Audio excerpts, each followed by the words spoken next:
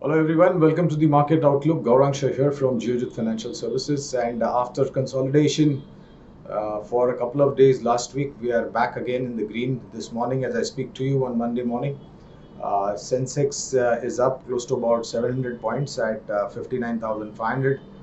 Nifty is up about 200 points at 17,730, and the Nifty Bank or the Bank Nifty is up about 350 odd points at 37,600.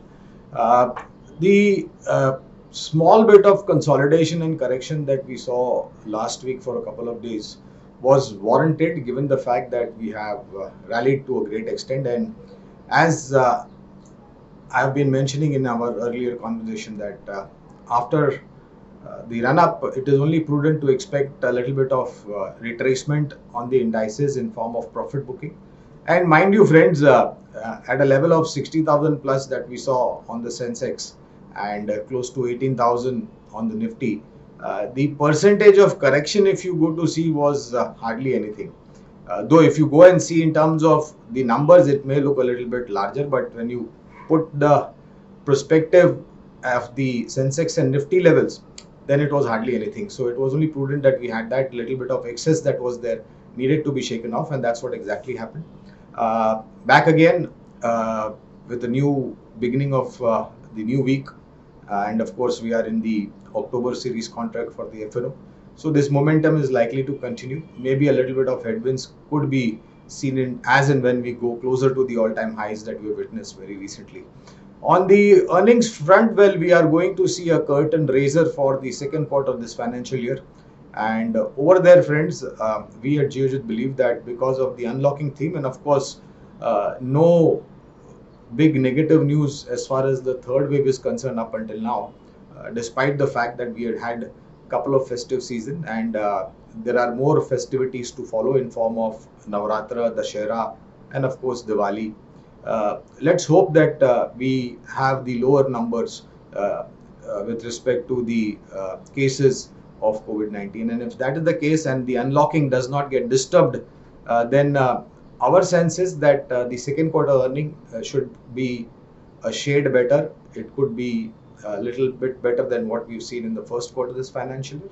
And of course, with the government policies being in place, especially with the PLI, that is production link incentive, which covers almost about 12 or 13 odd sectors, we should have more positivity to come through. In terms of the other side of the market, rupee dollar, well, a little bit of weakness, friends, 74.17 as I speak to you for the rupee dollar equation. And as we all know, because of the energy stroke fuel prices, we have seen a sizable uptick as far as the crude oil basket is concerned. Brent is trading at 79.23, and that is dollar per barrel mark. And NYMEX is at about 75.81, again dollar per barrel mark. And the news from UK and Europe was, of course, a little bit disturbing with the logistics stroke supply side issue that UK faces, and elevated power stroke electricity charges, which has seen a huge spike with certain countries in the Eurozone and of course in UK. So this was a little bit disturbing, and as a result, because of the spike in crude oil, we've also seen the retailing of petrol and diesel per liter prices go up to historical high levels, and this may stay elevated unless and until we have some announcement from OPEC plus nation with respect to increasing the production and cooling off the crude oil prices. Now that's one will have to wait and watch. But overall, friends, our sense is that we have possibly positioned ourselves in terms of higher levels. My only request is don't get disturbed by seeing profit booking. And mind you, friends, at level of 60,000 on the Sensex, the point-wise correction will be a little bit larger. But if you see it in perspective of percentage, then it will be smaller. And so forth for the Sensex also and Nifty also. At 18,000, you may, point-wise, you may feel it is a large correction. But in terms of percentage, when you look at that perspective, I think it will be a little bit comforting. And mind you, at higher levels, point-wise correction will also be higher. Stick to the basics of the principle, buy quality stocks. We mentioned auto in our earlier conversation, and now auto is back. And I was listening into the commentary from the top automobile manufacturing management, and they were of the opinion that the shortages of the chip has led to lower production, has led to waiting period getting stretched to a higher level.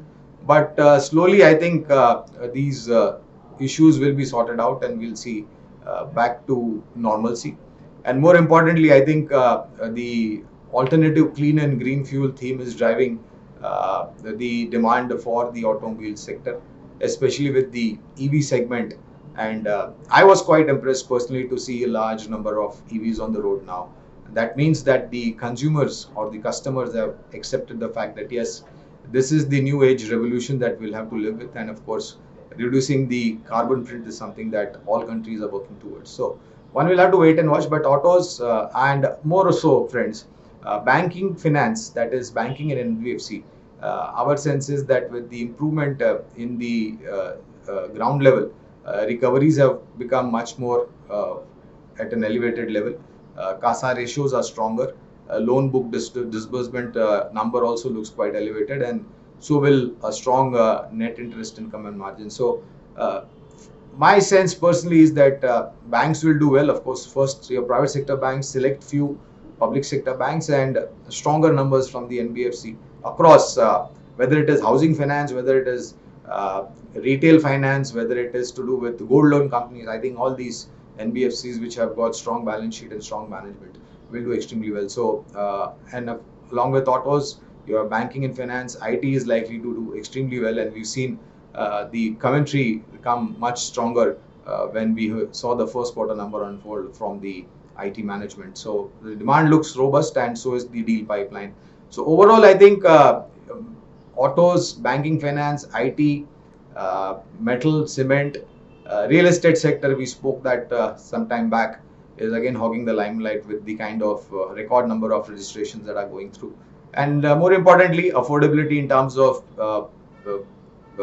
properties and lower interest rates is also something that attracts the end user. So overall speaking, I think these 4-5 sectors is our expectation is that they will do well, and not only for this second quarter but for the remainder quarter of this financial year, and of course for the next financial year as well. So focus your investment theme around these sectors with large cap in mind, and my sense is that we will definitely be coming out with flying colors as far as the report card is concerned.